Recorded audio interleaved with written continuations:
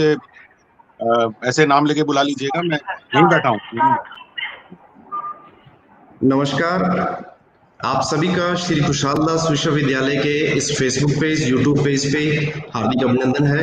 आज का ये खास कार्यक्रम श्री खुशहाल दास विश्वविद्यालय, लॉर्ड्स विश्वविद्यालय और अपेक्स यूनिवर्सिटी के संयुक्त तत्वाधान में ऑर्गेनाइज किया गया है। आज के इस कार्यक्रम का जो मुख्य उद्देश्य है, हमारे बहुत ही अनुभवी प्रशासनिक अधिकारी श्री नवीन जैन जी की बुक वैक्सीन 50 कि किस उन्होंने लिखी है, उस बुक के बारे में वो आपके साथ में अपने विचार साझा करेंगे। नवीन जैन जी के बारे में मैं आपको संक्षिप्त परिचय दे देता हूँ। नवीन जैन जी जो है हरियाणा के नारनौल क्षेत्र के रहने वाले हैं। आपने चंडीगढ़ से जो अपनी यूजी और पीजी की पढ़ाई पूरी की, इस पढ़ाई को पूरी करने के बाद में आपने क्षेत्र में अपनी सेवाएं दी। इन सेवाओं को देते हुए फिर आपका मन है आप समाज की भलाई के लिए आगे बढ़े और आपने भारतीय प्रशासनिक सेवा को ज्वाइन किया और आप 2001 से प्रशासनिक सेवा में कार्यरत हैं। इस सेवा के दौरान आप विभिन्न जिलों के कलेक्टर भी रहे हैं और इसके साथ साथ विभिन्न विभागों में कार्य करते हुए आपने जो कन्या भ्रूण हत्या के खिलाफ आवाज उठाई है। आपको देश विदेश में बहुत सारे सम्मान प्राप्त हुए हैं और लगातार आप इसके ऊपर काम कर रहे हैं। कोरोना काल के अंदर हमने देखा कि जो मजदूरों को जाने के लिए कहीं से जो हमारी लेबर माइग्रेट थी, उनको अपने घर वापसी जाना था, तो उसका एक बहुत बड़ा राजस्थान के अंदर सहारा बनी, वो थी राजस्थान रोडवेज। तो ये सारा जो राजस्थान रोडवेज का मिशन चला, वो श्री नवीन जैन जी के दिशा निर्देश में, इनकी लीडरशिप में चला। तो उस समय इन्होंने बहुत सारी कहानियां देखी जो कि नकारात्मक थी, उसको किस तरह से हम पॉजिटिविटी के अंदर बदल सकते हैं। तो इन सारी बातों के ऊपर आज वो अपने विचार रखेंगे। मैं सबसे पहले श्री खुशहाल दास विश्वविद्यालय के प्रोफेसर एम.के. गडोलिया जी से गुजारिश करूंगा कि आप आज के हमारे कार्यक्रम के मुख्य अतिथि श्री नवीन जैन जी का स्वागत करें। धन्यवाद कोविद जी। आवाज आ रही है सर? एम आई ऑडिएबल? हाँ जी सर, आप सुन पा रहे हैं सर आपको? जी। मैं विश्वविद्यालय की ओर से माननीय नवीन जैन साहब IAS का बहुत बहुत स्वागत करता हूं और मैं इस बात के लिए तहे दिल से उनका शुक्रिया अदा करता हूं कि उन्होंने अपनी एक बहुत ही सकारात्मक सोच वाली, समाज पर प्रभाव डालने वाली एक ऐसी किताब के बारे में विचार विमर्श करने के लिए जिन विश्वविद्यालयों को चुना है, उन विश्वविद्यालयों में आपने श्री खुशहाल दास विश्वविद्यालय का नाम रखा है। मैं इसके लिए आपका हृदय से आभारी हूं और हमारे विश्वविद्यालय के परिवार चेयरपर्सन श्रीमान दिनेश जुनेजा साहब, हमारे विश्वविद्यालय की स्पॉन्सरिंग बॉडी श्रीमान बाबूलाल जी जुनेजा साहब, विश्वविद्यालय की फैकल्टी, विद्यार्थी, कुल सचिव एवं समस्त यहाँ के हनुमानगढ़ क्षेत्र के लोगों की ओर से आपका बहुत बहुत स्वागत करता हूँ और मुझे उम्मीद है कि आपने जिस भावना से यह किताब लिखी है, वो भावना समाज में बदलाव लाएगी और जो आज की इस परिस्थिति में कई लोग जो नकारात्मक सोच से पीड़ित हो रहे हैं, नकारात्मक सोच से हटकर वह सकारात्मकता की ओर अग्रसर होंगे, क्योंकि जीवन में अगर नकारात्मकता हावी हो जाती है तो आदमी के सारे गुण दब जाते हैं और इंग्लिश में जिसको हम डिप्रेशन कहते हैं, उस डिप्रेशन में व्यक्ति जीवन व्यतीत करने लगता है। उसका किसी काम में मन नहीं लगता, उसको लगता है जीवन बेकार है, जीवन लीला समाप्त कर देनी चाहिए। इस तरह के नेगेटिव जो विचार हैं वो हावी हो जाते हैं। तो उन विचारों पर अगर हम काबू पा सकते हैं तभी हम आगे बढ़ सकते हैं। और इसके बारे में अभी जैसे मैं ये कहना चाह रहा हूं, मुख्य बातें हैं किताब की, मुझे पूरा विश्वास है कि जैन साहब उस पर प्रकाश डालेंगे और न केवल हम सभी अध्यापकगण और यहाँ के विद्यार्थी इस बात से लाभान्वित होंगे, बल्कि हमारे अपने जीवन में भी बदलाव लाने में ये एक महत्वपूर्ण भूमिका अदा कर सकेगा। कोविद जी। बहुत बहुत धन्यवाद सर। हमारे साथ में लॉर्ड्स यूनिवर्सिटी के registrar sir doctor Pankaj Arora ji भी जुड़ चुके हैं। आपका भी सर एक बार मैं पुनः स्वागत करता हूं। और मैं अपेक्स यूनिवर्सिटी के vice chancellor sir professor Om Prakash चिंगानी जी से गुजारिश करूंगा कि आप भी एक बार हमारे अतिथि का स्वागत करें सर।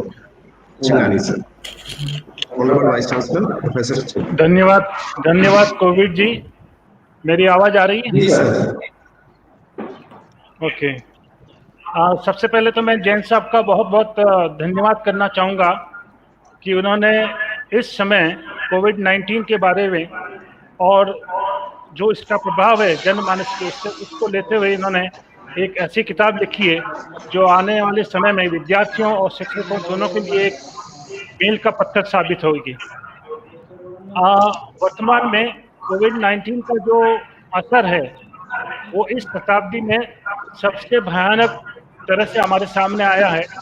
हर शताब्दी में कोई न कोई ऐसी विपदा आती है, लेकिन इस बार हमारा सामना एक अदृश्य शक्ति से हुआ जो अपना प्रभाव किस प्रकार छोड़ रही है इसके बारे में हमें कोई जानकारी नहीं थी, और इसको फेस करना अपने आप में एक बहुत बड़ा चैलेंज मानव सभ्यता के लिए हुआ।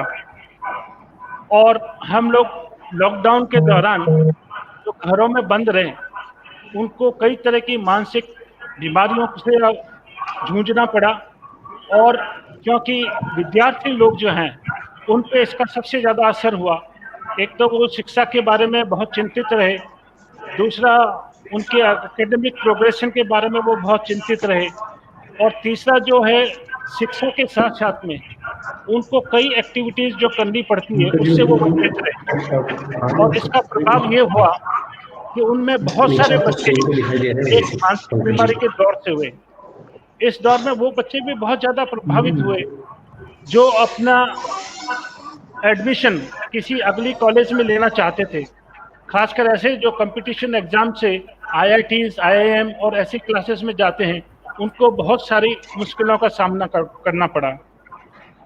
इस दौर में इस प्रकार की एक किताब लिखना और कहानियों के माध्यम से जनमानस में पहुंचाना बहुत ही सार्थक प्रयास है, और मैं आशा करता हूं कि ये किताब विद्यार्थियों के लिए और शिक्षकों के लिए, दोनों के लिए बहुत ही महत्वपूर्ण साबित होगी। और इसलिए मैं आपको बहुत साधुवाद देता हूं और आपका आभार कि आपने इस समय में किताब लिखने का बहुत बड़ा बीड़ा उठाया। किताब ऐसे समय में सभी की बहुत बड़ी साथी रही है, खासकर लॉकडाउन के पीरियड में, और इस पीरियड में अभी और भी समय बाकी है, और जैन साहब द्वारा लिखी गई किताब भी एक बहुत महत्वपूर्ण किताब साबित होगी हम सभी के लिए, और इसके लिए आपको बहुत बहुत धन्यवाद। कोविद जी। बहुत बहुत धन्यवाद सर। हमारे साथ में पंकज जी अभी जल्दी जुड़ने वाले हैं, और शायद किसी नेटवर्क इशू की वजह से उनका कनेक्शन कट गया है। तो मैं अभी नवीन से कोशिश करूंगा कि आप सर अपनी बात प्लीज रखें। सर हमारे साथ में जो है, आपकी जानकारी के लिए मैं बताऊं सर कि हमारे साथ में भी फैकल्टी मेंबर्स जो हैं श्री कृपालदास यूनिवर्सिटी से, लॉर्ड्स यूनिवर्सिटी से और अपेक्स यूनिवर्सिटी से जुड़ चुके हैं, और इसके साथ साथ हमारे जो PhD स्कॉलर्स हैं तीनों यूनिवर्सिटी के, वो भी जुड़ रहे हैं। उनके साथ में जैसे जैसे इन्फॉर्मेशन उनके पास पहुंच रही है तो लगातार जुड़ रहे हैं, उनके कमेंट्स भी हमारे पास में लगातार आ रहे हैं। कोशिश करूंगा कि कमेंट्स आप तक पहुंचे। हमारे साथ जुड़ चुके हैं, तो मैं पंकज जी से कि आप प्लीज अपने व्यूज रखें इस ग्रुप के ऊपर, और नवीन सर का वेलकम करें यूनिवर्सिटी की तरफ से। सर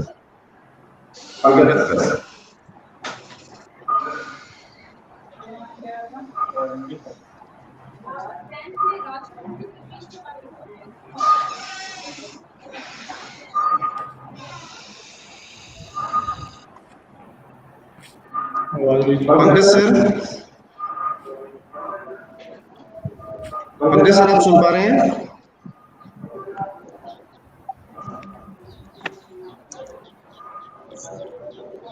पंकज सर आप सुन पा रहे हैं? शायद किसी नेटवर्क इशू की वजह से अभी वो नहीं जुड़ पा रहे हैं हमारे साथ में।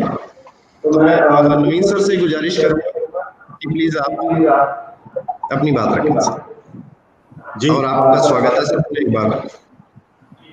जी बहुत बहुत धन्यवाद, thank you very much.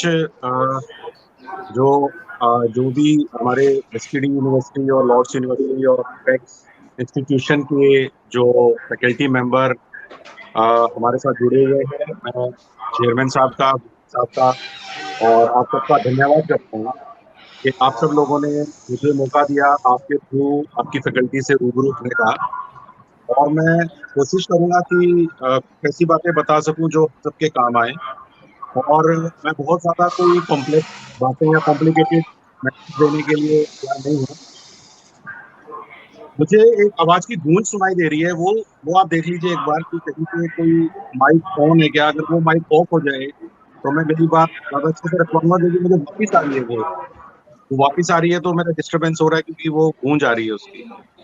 If that mic can be, उसकी आवाज कम हो जाए या वो बंद हो जाए, क्योंकि अगले कुछ समय के लिए अगर मुझे ही बोलना है तो जरूरत नहीं है किसी को माइक ऑन करने की, रिक्वेस्ट है। एक बार सभी थोड़ा मेंबर्स से मैं प्लीज काइंडली से रिक्वेस्ट करूंगा कि आप अपने प्लीज माइक जो है म्यूट कर लें।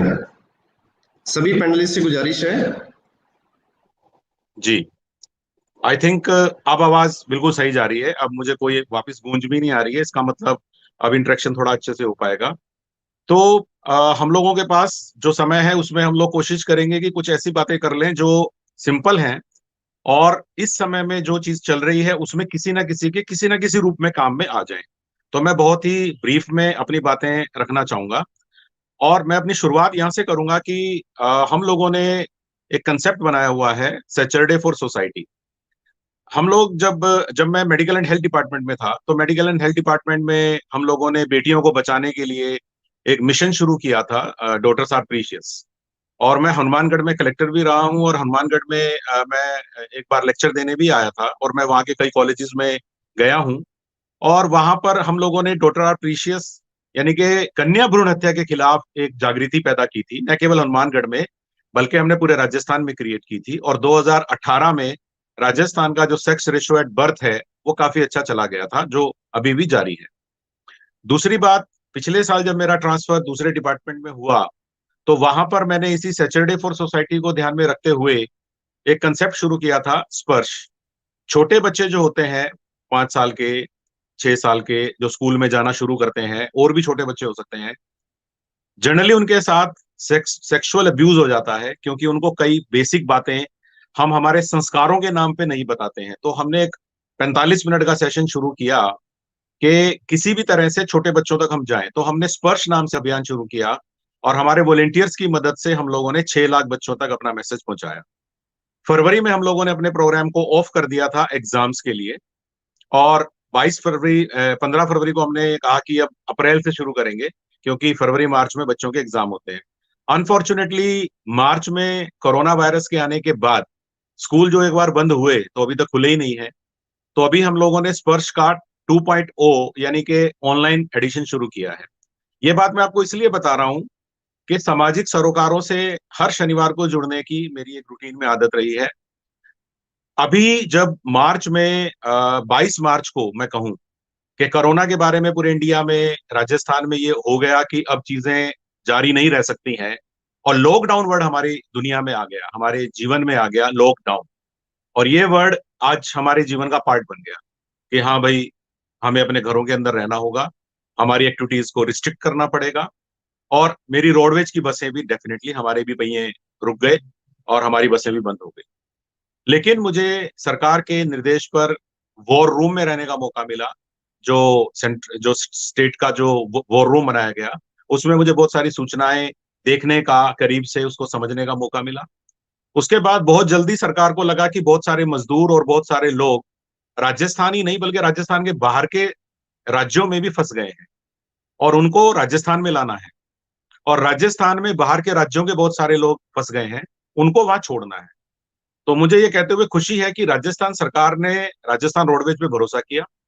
और आप विश्वास मानिए, जिस समय अप्रैल में कोई नहीं जानता था कि कोविड किस प्रकार का असर इंडिया में डालेगा, मार्च में इसकी एंट्री हो गई थी हमारे प्रदेश में, लेकिन हम में से ज्यादातर लोगों को ये आइडिया नहीं था कि कोरोना का जो वायरस है वो किस प्रकार के इफेक्ट हमारे लोगों पे डालेगा, क्या हमारे डॉक्टर, क्या हमारे अस्पताल इसका इलाज कर पाएंगे, और लॉकडाउन के बाद क्या हम हर आदमी को उसके जीने लायक चीजें उपलब्ध करा पाएंगे। ये चीजें आसान नहीं थी, किसी भी सरकार के लिए ये बड़ा ही एक डिफिकल्ट काम था। बट मुझे ये कहते हुए खुशी है कि हमारी सरकारों ने जो लॉकडाउन किए और जिस प्रकार से उसको लागू किया और लोगों ने उसमें जो सहयोग किया, उसकी वजह से भारत उस बुरी स्थिति में नहीं पहुंचा जिसमें ईरान, इटली को जाना पड़ा। आज संख्या ज्यादा है, आज थोड़ा पैनिक है, आज थोड़े लोग ज्यादा स्केर्ड है कि साहब मार्च अप्रैल में जो नहीं हुआ वो सितंबर में हो रहा है, अक्टूबर में ऐसा हो जाएगा, नवंबर में वैसा हो जाएगा, पता नहीं क्या होगा, बेड नहीं मिलेंगे, वेंटिलेटर नहीं मिलेंगे। मैं मानता हूं कि कुछ हद तक ये बातें सही हो सकती हैं, लेकिन बहुत सारी चीजें हमारी साइकोलॉजी क्रिएट करती हैं। और जब एक इंडिविजुअल की साइकोलॉजी, एक इन्फ्लुएंसर, हम, आप वीसी हैं, आप चेयरमैन हैं, मैं एक आईएएस ऑफिसर हूं, एक एचओडी हूं, जब हमारे जैसे लोग तथ्यों को छोड़कर अपनी राय प्रकट करने लगते हैं, मेरे चैप्टर, मैं बुक के बारे में भी आपको बताऊंगा, तो मेरी बुक में एक चैप्टर ये भी है कि बड़े लोग या इन्फ्लुएंस रखने वाले प्रभावशाली लोग कई बार ये गलती कर देते हैं कि वो अपनी ओपिनियन, अपनी राय को अपने मानने वाले लोगों के ऊपर एक तथ्य की तरह थोप देते हैं, एक फैक्ट की तरह थोप देते हैं। और आप जानते हैं कि फैक्ट्स फैक्ट्स है, ओपिनियन ओपिनियन है। फैक्ट सत्य है, बदल नहीं सकता। ओपिनियन बदल सकती है, ओपिनियन बायस्ड भी होती है। अगर मैं एक पर्टिकुलर फिलॉसफी में विश्वास करता हूं पर्सनली, मैं मेरी राय में उसको घुसाए बिना नहीं मानूंगा। और ऐसे में हम लोग एक टेरर का एनवायरनमेंट क्रिएट कर देते हैं, बल्कि मैं कहूंगा कि लोगों के अंदर बिना बात का डर पैदा कर देते हैं, जबकि हम लोगों की जिम्मेदारी होती है कि हम सही बातें करें। तो मैं इस बात के साथ शुरू करना चाहूंगा कि 3 महीने के लॉकडाउन ने हम लोगों को एक बहुत जरूरी शिक्षा दी है। उसकी पॉजिटिविटी को देखिए। 3 महीने अपने घरों में रहने के बाद जब धीरे धीरे कुछ लोग बीमार हुए, तो हमें यह पता चल गया कि यदि कुछ दवाइयों का कॉकटेल बना के लोगों को इलाज किया जाए, इस तरह से टेस्ट लेके लोगों को इस तरह से अगर प्रोटेक्ट कर दिया जाए, इस तरह का टेस्ट सही रहेगा, इस तरह का टेस्ट सही नहीं रहेगा, इस तरह के लोगों को घर में ही आइसोलेट करना ठीक रहेगा, और इस तरह के लोगों को अस्पताल में लाके इलाज करना ठीक रहेगा। जब इस तरह के मैसेज क्लियर हो जाते हैं, तब सरकार के लिए उस चीज को हैंडल करना आसान हो जाता है। इसीलिए जून में थोड़ा थोड़ा लॉकडाउन को खोल दिया गया, अनलॉक करना शुरू किया गया। तो अनलॉक जब हमने लोगों ने किया, तो हमारे पास कुछ ज्ञान आ चुका था। ये ज्ञान किताबी ज्ञान नहीं था, ये 3 महीने के अनुभव से हमें आया था। तो अनुभव से आया हुआ ज्ञान बड़ा कीमती था, और उसके बेस पे सरकार ने इलाज करना शुरू किया। और आज भी पैनिक फैलाने के पीछे हमारी बहुत सारी जो साइकोलॉजिकल स्टेट है, जो हमारी मेंटल स्टेटस है, या हमारी मेंटल वीकनेस है, वो रोल प्ले करती है। तो हम जो इन्फ्लुएंसर्स हैं, हम जो प्रभावशाली लोग हैं समाज के, जिनका की लोग सुनते हैं, 100, 200, 1000, 10,000 लोग हमारी बात सुनते हैं, तो हमारी ड्यूटी बनती है कि हम हमारे बोले हुए शब्दों से, हम हमारे लिखे हुए शब्दों से, हम सोशल मीडिया के थ्रू लोगों को अगर एनकरेज नहीं कर सकते, तो कम से कम डिस्करेज नहीं करें। मैंने देखा है कि कोई भी पैनिक समाचार, एक होड़ लग जाती है लोगों में कि पैनिक वाला समाचार मैं कितनी जल्दी अपने दोस्तों तक फैला, अपने ग्रुप्स में डाल के मैं ये साबित कर दूं कि मैं फास्टेस्ट हूं। हर आदमी अपने आप को एक न्यूज चैनल में कन्वर्ट कर चुका है, फास्टेस्ट न्यूज चैनल में कन्वर्ट कर चुका है। न्यूज चैनल एक अलग चीज है, आपकी जिंदगी एक अलग चीज है। इंफॉर्मेशन लेना एक बात है, उस इंफॉर्मेशन को लगातार प्रोसेस करते रहना बिना बात के, वो आपका डिसीजन है। तो मैं अपनी बात की शुरुआत यहां से करता हूं कि जब मैंने देखा कि मार्च के एंड से हमारे देश में जब इतना सारा नेगेटिविटी फैल गई, बहुत सारे लोगों ने इसका दुरुपयोग भी करना शुरू कर दिया अपने आप को स्टेब्लिश करने के लिए।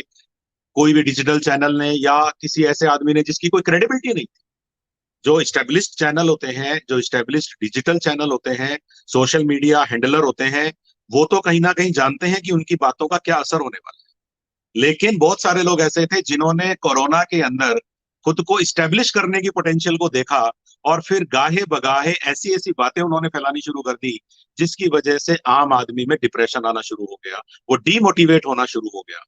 सामानों दुकानों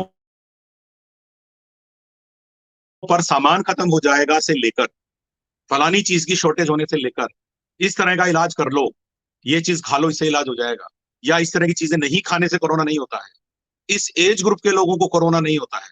आप देखिए कितनी तरह की गलत फहमियां क्रिएट की गई। ये 70 साल से ज्यादा के लोगों को होता है। आज आप बता दीजिए कि क्या 70 साल से ज्यादा के हर इंसान को जिसको कोरोना हुआ है, क्या वाकई में उनकी डेथ हुई है? मैं बहुत सारे केस जानता हूं जिनमें 70 साल से ज्यादा का व्यक्ति जिसको डायबिटीज भी ज्यादा थी, वो ठीक हो गए। और 35 से 45 साल के वो व्यक्ति जिनको की एथलेटिक, जिसको हम कह सकते थे कि बहुत ज्यादा अपना ध्यान रखते थे, लेकिन उनको इसमें मोर्टेलिटी का सामना करना पड़ा। तो यहाँ पर मैं कोई नेगेटिव बात नहीं कर रहा हूं, मैं यहाँ पर बिल्कुल ये बात कहने की कोशिश कर रहा हूं कि जो मैं हमेशा बोला करता हूं, हम सब लोग एक ही तरह के तूफान में फंसे हुए हैं। We all are in same storm, but इसको पार करने की नाव हम सबकी अपनी अपनी है। हमारे पास अपनी अपनी नौकाएं हैं इस तूफान से निकलने के लिए। और मैं ये भी कहा करता हूं कि जिसकी नौका, जिसकी नाव, जिसका शिप, कईयों के पास तो शिप है, बड़े लोगों के पास तो, जिनके पास बड़ी बड़ी नाव है, बड़े बड़े शिप है, जरूरी नहीं कि वो इस तूफान से निकल जाए। और जिनकी छोटी नाव है और उनकी नाव तो डूबी जाएगी, ऐसा भी नहीं है। यहां पर नाव के साइज पे चीजें डिपेंड नहीं करेंगी, इस चीज पे डिपेंड करेंगी कि आप उस तूफान से अपनी नाव को बाहर कैसे निकालते हैं। It's not important what type of boat you have, rather what type of boating you will do, it will decide your future, it will decide whether you are going to come out, आप इससे सही सलामत बाहर आ पाएंगे कि नहीं आ पाएंगे। मैं एक बात और कहूंगा जो फैक्ट है, दो चीजें समझनी पड़ेंगी, एक तो कोरोना और एक लॉकडाउन। कोरोना का इन्फेक्शन एक मेडिकल बीमारी है, एक चिकित्सीय समस्या है कि किसी व्यक्ति को एक वायरस ने अटैक किया, उसके इम्यून सिस्टम पे अटैक कर दिया। ये बीमारी रिस्पिरेटरी सिस्टम को अफेक्ट करती है, निमोनिया जैसे पैचेस आ जाते हैं, ये आपके फेफड़ों पे अटैक करती है। तो ये एक मेडिकल की समस्या है। लेकिन कोरोना ने जिस तरह का मेडिकल का जो एक डिजास्टर क्रिएट किया, उसके बाद सरकार को लगा कि इसको समझने के लिए लॉकडाउन करना पड़ेगा।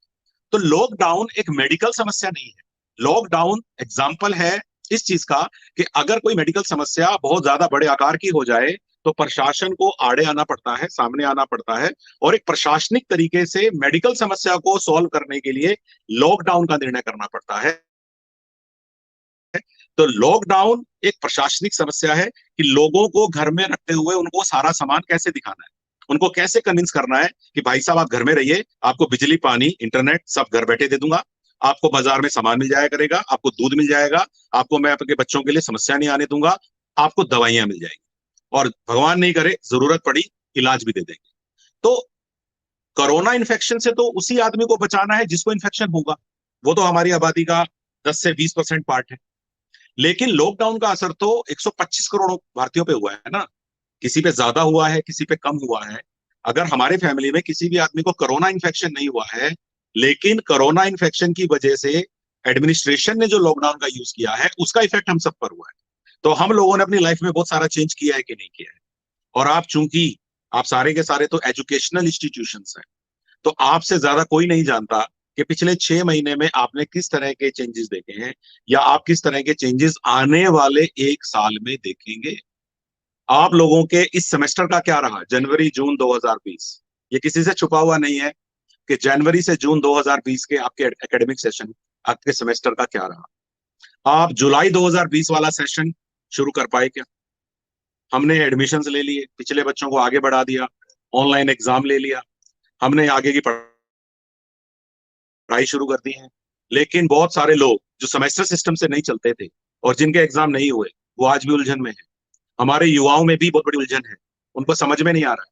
तो ये सारे वातावरण में जब गलत चीजें या नेगेटिव चीजें फैलाई जाती है तो उनका असर बड़ा फास्ट होता है, और हर आदमी ये सोचना शुरू कर देता है कि इसका शिकार केवल मैं हूं। हमारे घर में भी 2 बच्चे हैं, यूथ हैं, और उनको भी कई बार ये डिप्रेशन होने लगता है कि हमारी लाइफ में क्या होगा। लेकिन मैं एक ही बात कहना चाहता हूं कि सबसे पहला मंत्र जो आज का नंबर 1 मैं आपको देना चाहता हूं, बहुत ही सिंपल है, एक्सेप्ट थिंग्स। चीजों को स्वीकार कर लीजिए। मैं आपको यही कहना चाहता हूं, चीजों को स्वीकार कर लीजिए, क्योंकि हम में से बहुत सारे लोग इस बात को एक्सेप्ट करने को तैयार नहीं है कि हमारी जिंदगी में एक परिवर्तन हुआ है, सबके साथ हुआ है, और इसको हम बहुत ही सेंसिबल तरीके से, पेशेंस के साथ टैकल कर पाएंगे। ये शौर्य दिखाने का समय नहीं है, ये धैर्य दिखाने का समय है। ये मैं आप लोगों से रिक्वेस्ट करना चाहता हूं। तो मेरे ख्याल से सबसे पहली बात यही है। और एक्सेप्ट करने पर मैं एक दो बातें और बता दूं कि एक्सेप्ट से क्या मतलब है। अभी 6 महीने से एक बहस चल रही है कि हमें एजुकेशनल फीस देनी चाहिए कि नहीं देनी चाहिए। लोग कहते हैं साहब पढ़ाई नहीं हुई तो किस बात की फीस देनी चाहिए। एजुकेशनल इंस्टीट्यूट कहते हैं कि साहब हमारे स्टाफ को तो हम तनख्वाह दे ही रहे हैं, बिजली पानी का खर्चा तो आ ही रहा है, एफिलिएशन फीस तो यूनिवर्सिटी को जाती ही है, या उसके अलावा जो भी मिनिमम खर्चे एक इंस्टीट्यूट को करने पड़ते हैं वो तो हो ही रहे हैं। तो मैं यहाँ पर सिंपल एक सवाल ये उठाता हूं कि अगर आपको लगता है कि आपको सरकार से तनख्वाह मिलनी चाहिए, या आपके प्राइवेट कंपनी वाले से आपको तनख्वाह मिलनी चाहिए, चाहे आप काम पर गए कि नहीं गए, तो यही स्टेटस बाकी सारे इंस्टीट्यूशंस का भी है। बहुत सारे पेरेंट्स मेरी बात के अगेंस्ट हो सकते हैं कि नहीं सर आप क्या इस बात का समर्थन करते हैं कि इनको फीस मिलनी चाहिए कि नहीं मिलनी चाहिए। मैं सिंपल ये कहना चाहता हूं कि दुनिया में ऐसा नहीं हो सकता कि जब मेरा लेने का नंबर आए तो मैं ये कह के ले लूं कि भैया ये चीज मुझे इसलिए चाहिए क्योंकि कोरोना के कारण मेरी हालत पतली है, मुझे दीजिए। और जब मेरा देने का नंबर आए तो मैं ये कह के रोक लूं, मैं दूं कैसे, मेरी हालत पतली है। तो एक ही कंसेप्ट दोनों जगह कैसे लगाया जा सकता है? ये तो मानवता नहीं हो सकती। तो इसका कोई ना कोई सोल्यूशन तो जरूर होगा, और मुझे लगता है कि धीरे धीरे समय के साथ जब हम एक दूसरे को समझेंगे, जो कि मेरे ख्याल से हमने समझना शुरू कर दिया है और आने वाले समय में समझना ही पड़ेगा। मैं कहना चाहता हूं सह अस्तित्व, को एग्जिस्टेंस, ये कोई सिंपल बात नहीं है, ये बहुत इंपॉर्टेंट बात है। हम लोगों को इस बात को समझना पड़ेगा। मेरी किताब में, मैं आपको पहले किताब भी दिखा देता हूं क्योंकि आप लोग शायद देखना चाहेंगे जिन लोगों ने किताब अभी तक नहीं देखी है। तो ये वैक्सीन 50 है, और इसका जो टाइटल है वो कहता है किल द नेगेटिविटी वायरस, यानी कि नकारात्मकता के वायरस को अपने शरीर के अंदर से मार डालिए। तो ये किताब मेडिकल की किताब नहीं है, लेकिन ये मेंटल स्ट्रेंथ देने के लिए या फिर आदमी के अंदर से नेगेटिविटी को हटाने के लिए एक प्रयास है। तो इस किताब में 50 चैप्टर हैं, 2 या 3 या 4 पेज के चैप्टर हैं, 200 पेज की ये कुल किताब है। और इसमें आपको कोई बहुत बड़ा ज्ञान होने की आवश्यकता नहीं है। आप इसमें पढ़ेंगे वही जो आपने पिछले 6 महीने में महसूस किया है, जो मैंने महसूस किया है एक आम आदमी की तरह। और उन एक्सपीरियंसेस के थ्रू जो नेगेटिविटी मुझे महसूस हुई, उसके लिए हमारे पास महाभारत में स्टोरी है, जातक कथाओं में स्टोरी है, हमारे आसपास कोरोना से रिलेटेड स्टोरी है, और इसके अलावा बहुत सारी कहानियां हमने इंटरनेट पे सुनी है, हमने मेडिकल डिपार्टमेंट में सुनी है, हमने मैनेजमेंट स्कूल्स में सुनी है। मैं मैनेजमेंट का स्टूडेंट हूं, तो वो सारी कहानियां जो हम सुनते आए थे, मैंने देखा कि हमारी महाभारत, हमारी जातक, हमारे पंचतंत्र, सब जगह इन नेगेटिविटीज के लिए बड़ी अच्छी स्टोरीज हैं। मैंने तो केवल इतना किया है कि मैंने कोरोना टाइम की सिचुएशन को एक कहानी से जोड़ के एक मैसेज देने का प्रयास किया है। मैंने कोई ज्ञान बांटने का प्रयास नहीं किया है। और मेरी किताब, जो नॉन रीडर्स होते हैं, यानी कि जिनको कहते हैं ना सर मेरे को किताब पढ़ने का शौक नहीं है, मुझसे किताब नहीं पढ़ी जाती, मेरा उद्देश्य है नॉन रीडर्स को ये रीडिंग सिखा दें। क्योंकि इस किताब में आप जब चाहें एक कहानी पढ़ लीजिए, सुबह पढ़ लीजिए, शाम को पढ़ लीजिए।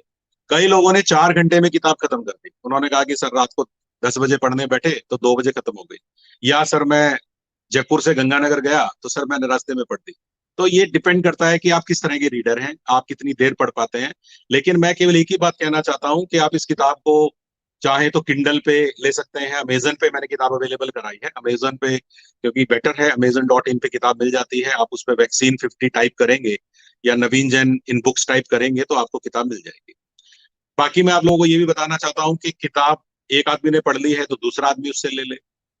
किताब बंटती रहनी चाहिए, किताब आगे शेयर होती रहनी चाहिए। किताब पेपर से बनती है जो पेड़ से बनता है, तो जरूरी नहीं है कि 10,000 किताब छापी जाए। 1,000 किताब 5,000 लोग पढ़ सकते हैं। वो आप देखिए, लाइब्रेरी इसीलिए होती है कि एक ही किताब की 10 कॉपियां होती हैं और उसको 1,000 स्टूडेंट पढ़ लेते हैं धीरे धीरे। तो दैट आई विल एडवाइज। और ये किताब बनाने के पीछे मेरा मकसद केवल इतना था कि मैंने 50 पॉडकास्ट बनाए थे। जो पॉडकास्ट समझते हैं उनको पता होगा कि आप अपना ऑडियो रिकॉर्ड कर देते हैं और जनता के सामने उसको परोस देते हैं, और जनता उस ऑडियो को सुनती है, उन्हें अच्छा लगता है, वो डिमांड करते हैं, आप अगला पॉडकास्ट बनाते हैं। मैंने अप्रैल से लेके जून 2020 के बीच में 50 पॉडकास्ट बनाए। उन 50 पॉडकास्ट पर ही ये 50 कहानियां बेस्ड हैं। इसीलिए किताब का नाम है वैक्सीन 50, क्योंकि नेगेटिविटी वायरस को मारने वाली वैक्सीन भी होनी चाहिए। पॉजिटिव वायरस को मारने वाली वैक्सीन तो बन रही है, भगवान करे दिवाली तक वो वैक्सीन हम सबके बीच में हो, नहीं तो कम से कम इस साल के एंड में हो, ताकि 2021 को हम लोग सुधार लें। तो मैं इस बात को यहाँ पे कहने के बाद ये बात कर रहा था, एक्सेप्ट थिंग्स। अपने आसपास के लोगों को जब तक आप संपन्न नहीं करेंगे, आप संपन्न नहीं हो सकते। आपको पता होगा, आप अपना मकान कितना बड़ा बना लीजिए, यदि आपके आसपास की स्लम में लोग भुखमरी से मर रहे हैं, उनको खाने को नहीं मिल रहा है, तो आपके मकान के टेरेस पर आप शांति से नहीं घूम सकते। तो मैं अपने एक चैप्टर की बात कर रहा था, चैप्टर 39। उस चैप्टर 39 में मैंने एक बहुत ही इजी सी स्टोरी दी, बड़ी इजी सी स्टोरी दी, कि एक कॉर्न उगाने वाला किसान अमेरिका में हुआ, और वो किसान 15 साल से एक इनाम जीत रहा था कि भैया वो दुनिया का बेस्ट मक्का उगा रहा था अमेरिका के अंदर, और साइंटिस्ट उसको इनाम देते थे। एक पत्रकार ने उससे पूछा कि किसान जी, ये जो आप हर साल इतना अच्छा मक्का कॉर्न उगाते हैं, इसका राज क्या है? किसान ने जो आंसर उसको दिया वो सुनने वाला है। उस किसान ने, जो कि हर साल अच्छा मक्का उगाने का इनाम लगातार जीतता आ रहा था, उसने कहा कि मैं ये इनाम इसलिए हर साल जीतता हूं क्योंकि मैं अपने अच्छे बीज, अपने कॉर्न सीड्स, मैं अपने पड़ोसियों के साथ भी शेयर करता हूं, उनको भी मेरे बीज देता हूं। अब पत्रकार और भी ज्यादा हैरान हो गया। उसने कहा कि दिस इज नॉट पॉसिबल। कोई अपने कंपटीटर को अपनी चीज कैसे दे सकता है? कल को वो अच्छा मक्का उगा के आपके साथ आ जाएंगे, आपके सामने आ जाएंगे, आपका मुकाबला करेंगे, तो क्या होगा? तो किसान ने कहा, तो इससे क्या फर्क पड़ता है? आप उसका जवाब सुनिए। वो कहता है कि पत्रकार जी, आपको शायद पता हो, जब हम अपने खेतों में फसल उगाते हैं, तो हम जब अपने खेतों में फसल उगाते हैं, तो फसल के जो पोलन ग्रेन्स होते हैं, जो परागकण होते हैं, वो चिड़िया के साथ, बर्ड्स के साथ, हवा के साथ इधर उधर बहते हुए दूसरे के खेतों में भी चले जाते हैं। अगर मेरे पड़ोसी की फसल के बीज कमजोर हुए, उसके भी पोलन ग्रेन्स कमजोर हुए, तो वो बह के मेरी फसल में आएंगे और फसलें आपस में इंटरेक्ट करती हैं। अगर वो पोलन ग्रेन्स कमजोर हुए, तो आने वाले साल अगर मुझे मेरी फसल की क्वालिटी मेंटेन करनी है, तो मुझे उनकी क्वालिटी भी मेंटेन करनी है। आप सोचिए कि एक किसान ने कितना बड़ा मैसेज दे दिया। वो कोई फिलोसफर नहीं रहा होगा, वो कोई बहुत बड़ा स्कॉलर नहीं रहा होगा, उसने हो सकता है कि बहुत ज्यादा पढ़ाई नहीं की हो, लेकिन हम सब लोगों की आंखें खोलने के लिए उसकी 2 लाइनें काफी हैं कि दुनिया में जब तक हमारे आसपास के लोग संपन्न नहीं होंगे, हम अकेले संपन्न या रिच रिच महसूस नहीं कर सकते। तो मेरी रिक्वेस्ट है, चीजों को एक्सेप्ट करिए, केवल अपने लिए दुनिया को अच्छा मत बनाइए। दुनिया को हमें अपने आसपास के लोगों के लिए, अपने नियर डियर के लिए नहीं, अपने पड़ोसियों के लिए, अपने अननोन इंडियंस के लिए भी, जिनको हम नहीं जानते पर्सनली, उनके लिए भी सोच के हमें इसको बनाना पड़ेगा। तभी हम लोग कोरोना के बाद के बुरे प्रभावों से वापसी कर पाएंगे। तो पहला मेरा मैसेज था, accept things as they are. अगर आप पेमेंट चाहते हैं, पेमेंट करिए। दूसरी, रेलेवेंट इंफॉर्मेशन बहुत जरूरी है। मेरा एक चैप्टर है, चैप्टर नंबर 8। इस किताब का जो चैप्टर नंबर 8 है, उसमें बड़ी अच्छे से मैंने एक बात कही है। उसका मैं टाइटल अगर आपके सामने पढ़ूंगा तो आपको आधी बात समझ में आ जाएगी। वो चैप्टर कहता है, प्रासंगिक जानकारी के मायने होते हैं, थोथे ज्ञान के नहीं। हिंदी है ये, तो इंग्लिश में मैं इसको पढ़ूं। Relevant information matters, not just कि आपने ज्ञान बांट दिया। रेलेवेंट इंफॉर्मेशन, आपके पास हो सकता है बहुत अच्छी इंफॉर्मेशन हो सकता है आपके पास दुनिया की सबसे बढ़िया इंफॉर्मेशन, लेकिन इंफॉर्मेशन केवल अच्छी या बढ़िया होना काफी नहीं है। इंफॉर्मेशन अगले आदमी के लिए यूजफुल होनी चाहिए। पेरू में क्या हो रहा है, वेनेजुएला में क्या हो रहा है, या वियतनाम में क्या हो रहा है, जब तक एक आदमी को उससे डायरेक्टली फर्क नहीं पड़ता है, मेरे ख्याल से वो इंफॉर्मेशन बार बार उसको देके उसको नेगेटिव या डिस्करेज करने से कोई अर्थ नहीं है। और आज ये काम बहुत हो रहा है। अभी मैंने देखा था कि जब कोरोना शुरू हुआ और इटली में ये कोरोना काफी हद तक फैल गया था, और काफी लोग इटली में उस समय मर रहे थे, स्पेन में काफी लोग मर रहे थे, तो उन्हीं दिनों में सोशल मीडिया पे मैंने एक न्यूज पढ़ी कि यूरोपियन कंट्रीज के जो लोग हैं वो इतने डिप्रेस हो गए हैं कि उन्होंने अपने सारे करेंसी नोट सड़कों पे फेंक दिए और सड़क पे करेंसी नोट पड़े हुए हैं, इसकी फोटो आई सोशल मीडिया पे, और हम सब लोग सोचने लगे वाह यार क्या बात है, वास्तव में मोह माया कुछ नहीं है। अब यूरोपियंस को भी समझ में आ गया कि जिंदगी और मौत भगवान के हाथ में है, ये सब हमारे हाथ में नहीं होता, और लोगों ने उस बात को सही मान लिया। लेकिन एक चैनल ने इसकी पड़ताल की और उन्होंने पता लगाया कि साउथ अमेरिका के अंदर, एक देश के अंदर, क्योंकि पुरानी करेंसी सरकार ने खत्म करके नई करेंसी बनानी शुरू कर दी थी और नई करेंसी का वहां डिस्ट्रीब्यूशन हो गया था, तो इसीलिए लोगों ने पुरानी करेंसी यूजलेस होने के कारण सड़कों पे फेंक दी थी। तो कई साल पुराने फोटो का इस्तेमाल आदमी को इमोशनल करने के लिए लोगों ने किया, और हमें से ज्यादा लोगों ने भी शायद आज तक उसको सच मान रखा होगा, और 10 जगह हमने ये बात औरों को बता के ये जताया होगा। कितना डर पैदा होता है इससे कि यार इतना डर हो गया है क्या कि लोग अपना जमा किया हुआ पैसा सड़कों पे फेंक रहे हैं, तो इसका मतलब वास्तव में कोई कहता ना कि कलयुग का अंत आ गया है, धरती खत्म होने वाली है। हम नेगेटिविटी में ऐड करते जा रहे हैं और उस सूचना को वेरीफाई नहीं करते। गूगल है यार, कौन आदमी है जिसके फोन में गूगल नहीं है, किसके कंप्यूटर में गूगल नहीं है? गूगल तो है, इट्स एवरीवेयर। तो आप गूगल में सर्च ही कर लो यार। अगर आप गूगल में सर्च कर लेते तो आपको दूसरों को गलत इंफॉर्मेशन फैलाने की जरूरत कहाँ थी? तो रेलेवेंट इंफॉर्मेशन हो, यूजफुल इंफॉर्मेशन हो। तो मेरी किताब के चैप्टर नंबर 8 में एक कहानी मैंने दी है, मैं आप लोगों के लिए सुनाता हूँ, ताकि आप लोग उस कहानी को सुने तो आप भी प्रेरित हो कि कितना इंपॉर्टेंस है रेलेवेंट इंफॉर्मेशन का। मैं थोड़ी सी छोटी करके सुनाता हूँ आपको। आप ये मान लीजिए कि मैं उसको इंडियन कर देता हूँ, वैसे इसमें अमेरिकन हॉट डॉग बेचने वाला आदमी है, मैं आपके लिए इसको एक हनुमानगढ़ में समोसे बेचने वाला आदमी बता देता हूँ। हनुमानगढ़ में स्टेशन के पास एक आदमी मान लीजिए समोसे बेचता था, और उसके समोसे खूब बिकते थे क्योंकि क्वालिटी बहुत अच्छी थी। लोग उसके समोसे भर भर के ले जाते थे। आपके यहाँ भी गाजर पाक फेमस है ना किसी का, हनुमानगढ़ स्टेशन के जस्ट बाहर काफी बिकता है उसका, थोक के भाव।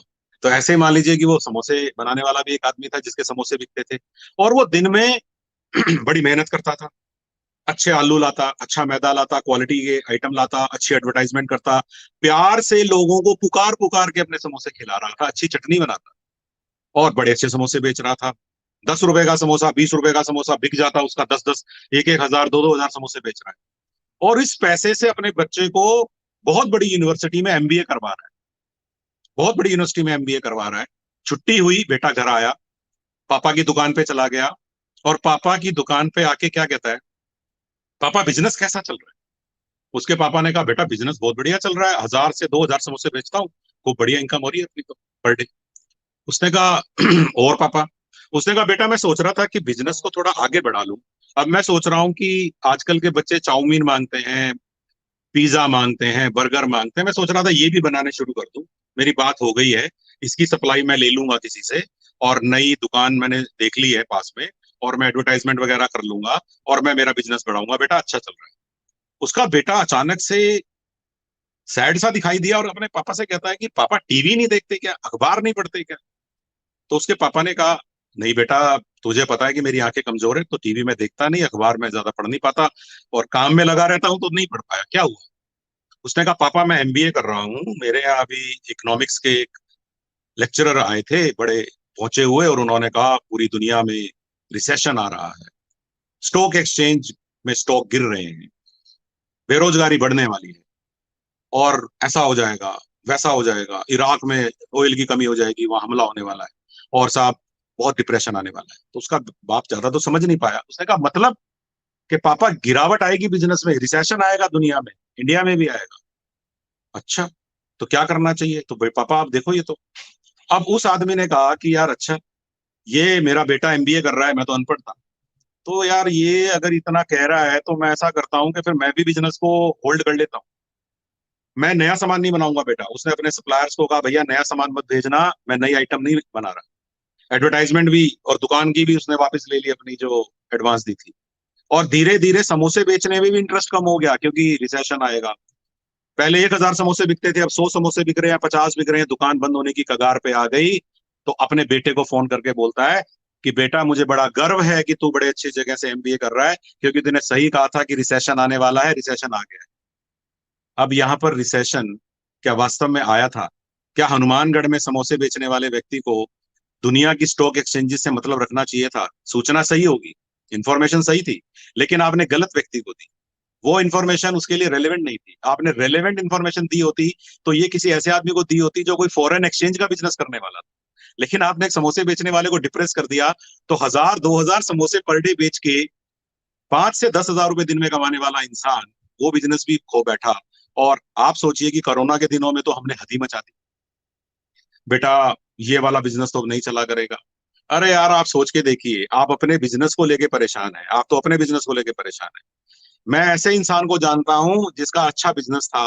लास्ट ईयर अप्रैल 2019 में उसने अपने सारी जमीनें बेचकर एक बड़ी जमीन खरीदी गुजरात में, और वहां पर बहुत बड़े होटल ग्रुप से टाई अप करके ये कहा कि मैं आपको होटल बना के दूंगा, आप तो मेरे को फिक्स रेंट दे दिया करना। होटल ने कहा ठीक है बना के दे दो।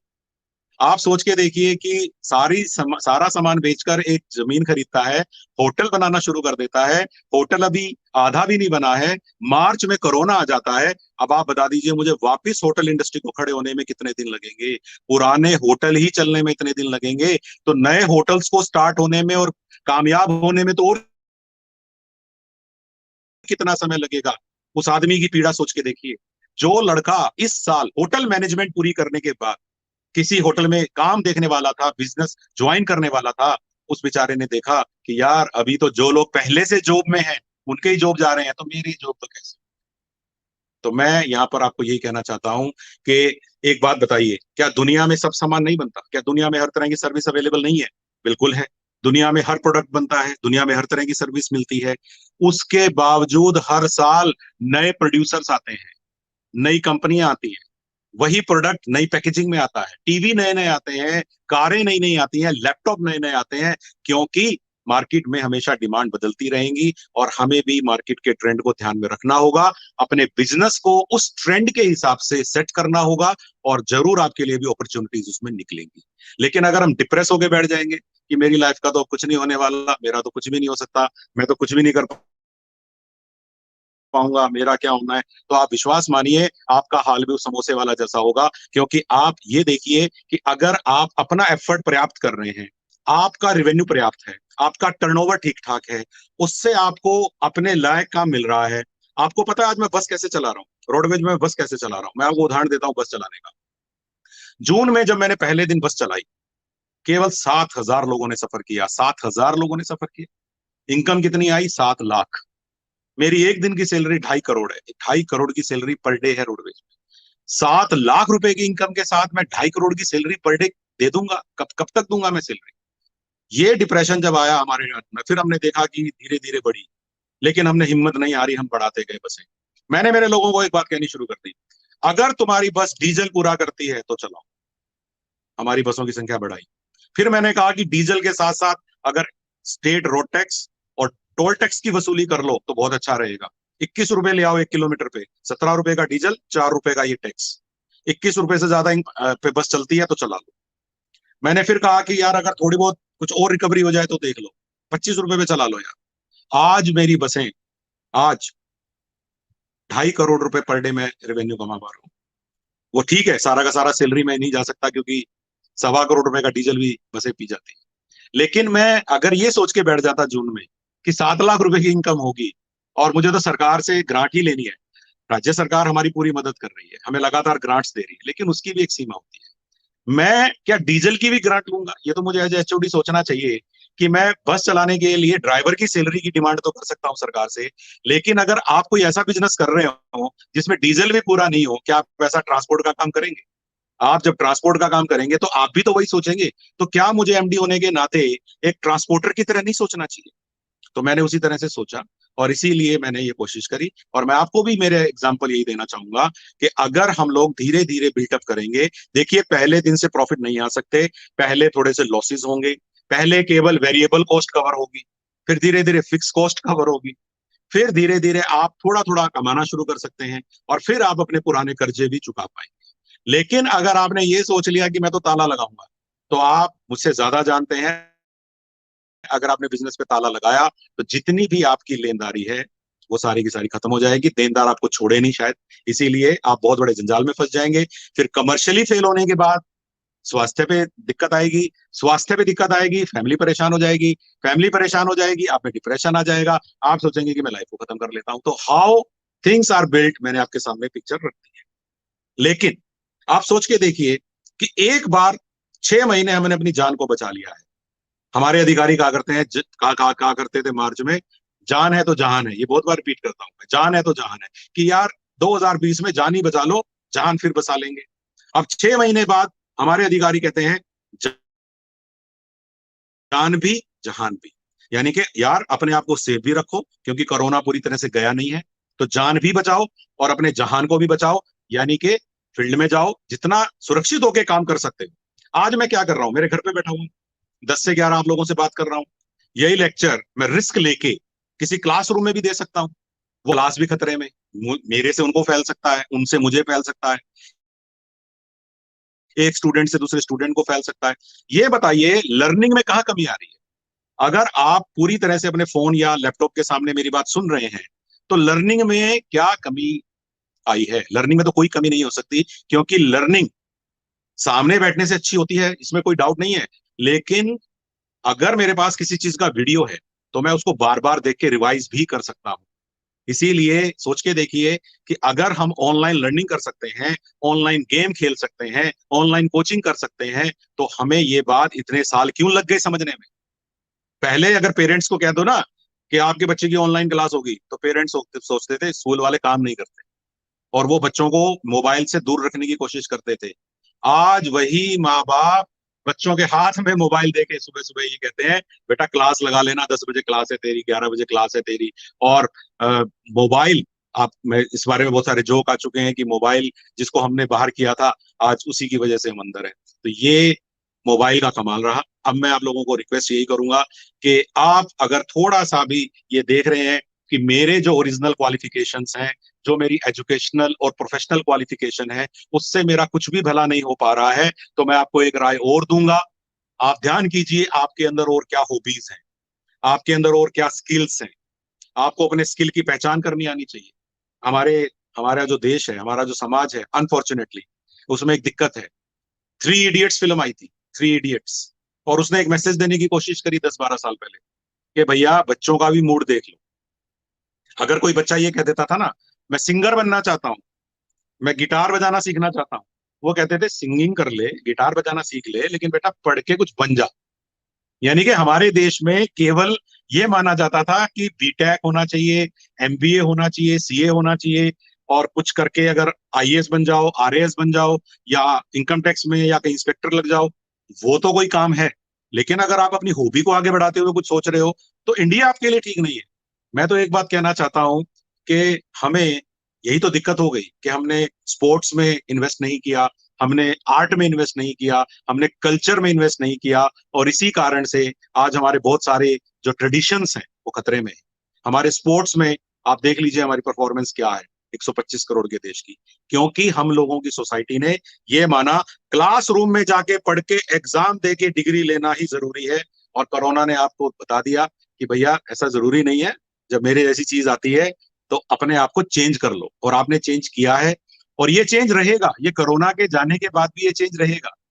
ऑनलाइन क्लासेस कहीं नहीं जाने वाली, मल्टीमीडिया के थ्रू पढ़ाई बढ़ेगी, इससे ज्यादा बढ़ेगी, लोग इसमें इन्वेस्ट कर रहे हैं। अन अकेडमी, हमारे जयपुर का लड़का, गर्व होना चाहिए हम सबको रोमन सैनी के ऊपर, जो आज आईपीएल का स्पॉन्सर बन गया है। 4 साल में उस लड़के ने अपनी कंपनी खड़ी करके बता दी। 2015-16 में उसका सिलेक्शन हुआ आईएएस में। आईएएस में सिलेक्शन होने के बाद आप सोचिए कौन लड़का छोड़ता है, कौन माँ बाप छोड़ने देते हैं। लेकिन उनके पिताजी ने उनका सपोर्ट किया, दोस्त के साथ कंपनी बनाई, अन अकेडमी नाम रखा, 4 साल में हजारों करोड़ रुपए की वैल्यूएशन वाली कंपनी बना डाली। हम सब आईएएस ऑफिसर के लिए एक एग्जाम्पल बन गया कि जरूरी नहीं हो यार कि आपने आईएएस में सिलेक्शन कर लिया है तो उम्र भर आईएएस रहना पड़ेगा।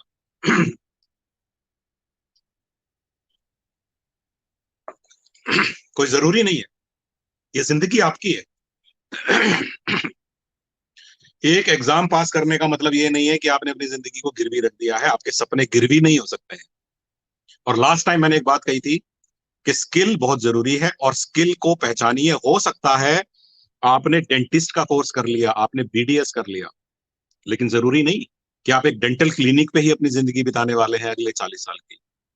ये जरूरी नहीं है। हम में से बहुत सारे लोग हैं जिन्होंने हॉबी कुछ और पाली, पैसा कमाने के लिए कुछ और करना पड़ा। लेकिन अगर कोरोना ने हमें अवसर दिया है ये तलाशने का कि मैं अगर मेरी प्रेजेंट क्वालिफिकेशन के बेस पे आगे नहीं बढ़ सकता हूं, तो क्या मेरी किसी स्किल में, मेरी किसी हॉबी में, मेरी फोटोग्राफी में, या मेरे कुछ सिखाने में, मैं डांस सिखा सकता था तो मैं डांस सिखा सकता हूं क्या? ये हॉबी आपके अंदर डेवलप की है, वो हॉबी का आप यूज करके देखिए, क्योंकि हम में से बहुत सारे लोग अपने स्किल के बारे में जानते ही नहीं है। तो मैं स्किल के ऊपर भी, मेरा एक चैप्टर है स्किल, चैप्टर नंबर 22 पेज 78 पे कहानी है जो मैं आपके सामने रखना चाहूंगा। बड़ी इंटरेस्टिंग स्टोरी है और बहुत ही पंच लाइन वाली स्टोरी है, एकदम दिमाग पे असर कर जाती है। सारी ही कहानियां पंच लाइन वाली है, 50 चैप्टर में 50 कहानियां 50 ही पंच लाइन मारती हैं, और आखिरी लाइन तो आपको सोचने में मजबूर कर ही देगी, मेरा दावा है। तो मैं आपको ये बताना चाह रहा था कि ये क्या है। आप देखिए, एक ऊंट का बच्चा अपनी माँ से बात कर रहा है, ऊंटनी से, और अपनी माँ से सवाल पूछ रहा है, और अपनी माँ से पूछता है कि मम्मी, ये जो मेरे जो पीठ पे कुबड़ है, हम्प है, ये क्यों बनाया भगवान ने, बड़ा अजीब सा लगता है। उसकी माँ ने कहा कि बेटा, हम ऊंट हैं, हम रेगिस्तान में चलते हैं, तो पानी की कमी हो जाती है, तो पानी स्टोर हो जाता है कुबड़ में, तो उस पानी को यूज कर लेते हैं। अच्छा मम्मी, मम्मी ये मेरी टांग इतनी लंबी और नीचे से फिर एकदम गोल अजीब सी क्यों है? उसकी माँ ने कहा कि हम रेगिस्तान में चलते हैं बेटा, रेत होती है, तो रेत में जब हम चलते हैं तो ऐसे पाँव ठीक रहते हैं, गोल गद्देदार। उसने कहा अच्छा मम्मी। उसने कहा मम्मी, एक आखिरी सवाल और है मेरा, ये मेरी जो आई ब्रोज हैं, आई लैशेज जो बनी हुई हैं, वो इतनी मोटी और भद्दी सी बनी है, इतनी मोटी भद्दी आई लैशेज मुझे क्यों दी भगवान ने?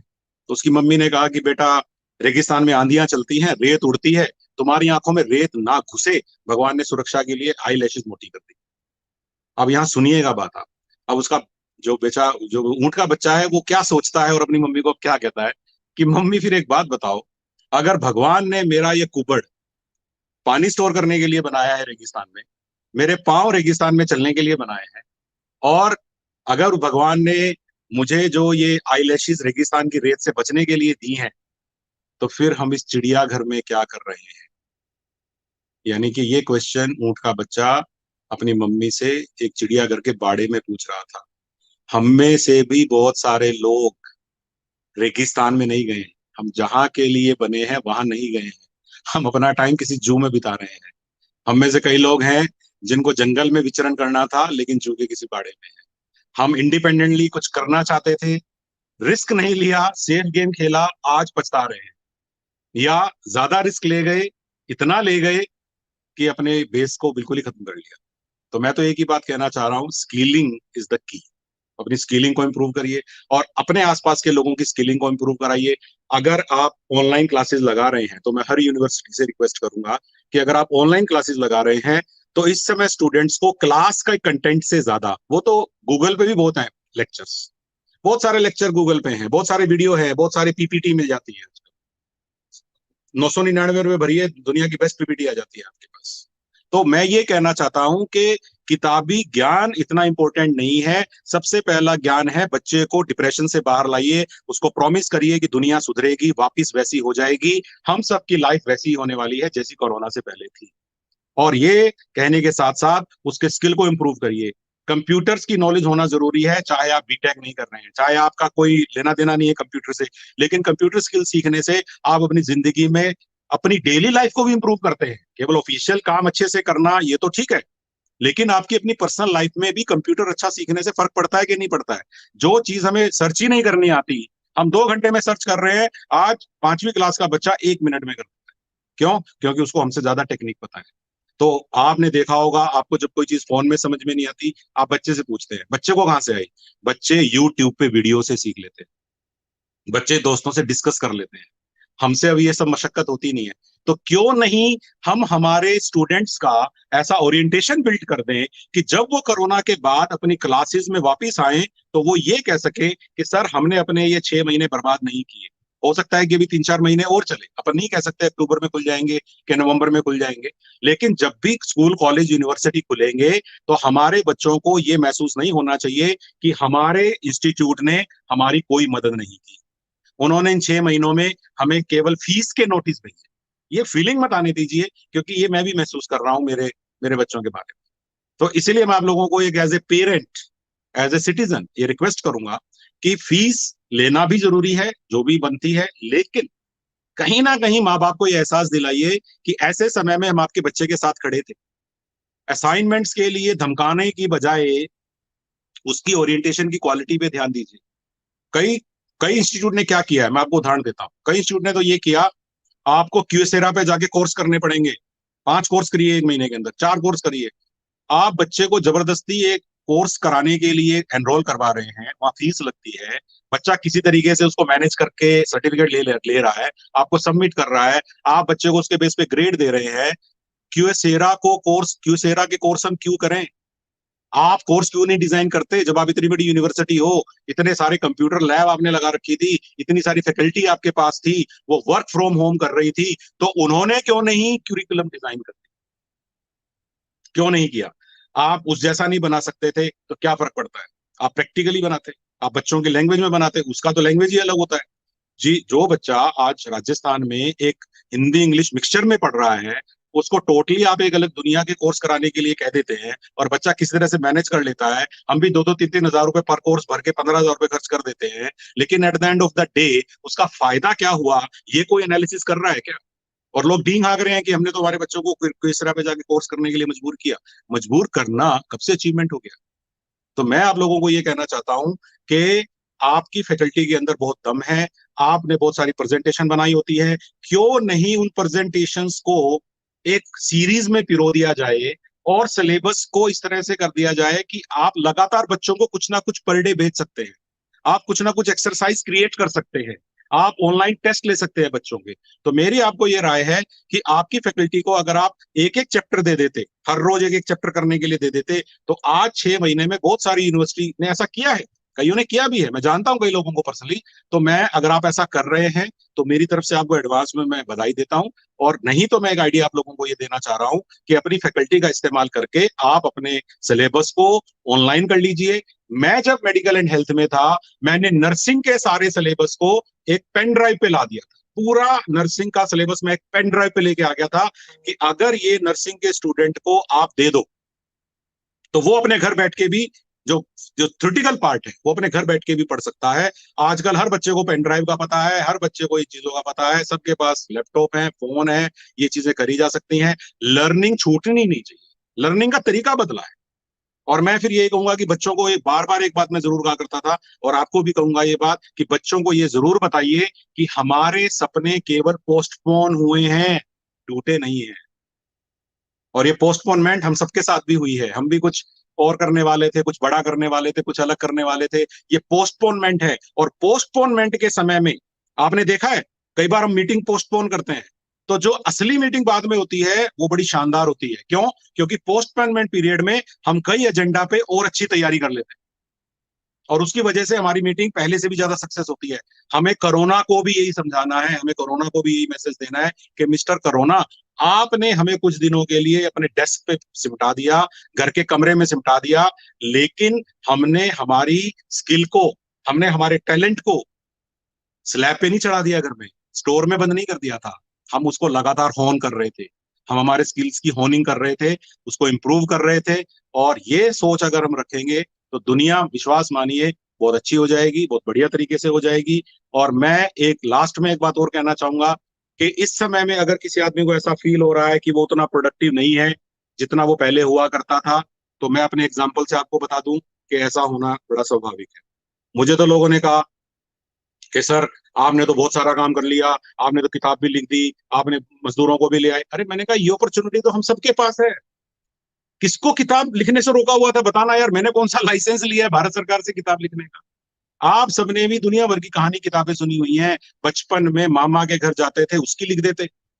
नानी के हाथ का बना हुआ मक्खन और अचार खाते थे, उसकी कहानी लिख देते। लिखी क्या? हिम्मत करी क्या? टाइप किया क्या? सीखा क्या? और टाइप भी आजकल तो हिंदी की टाइप तो बोल के हो जाती है। मैं तो बोल के किताब टाइप की है पूरी की।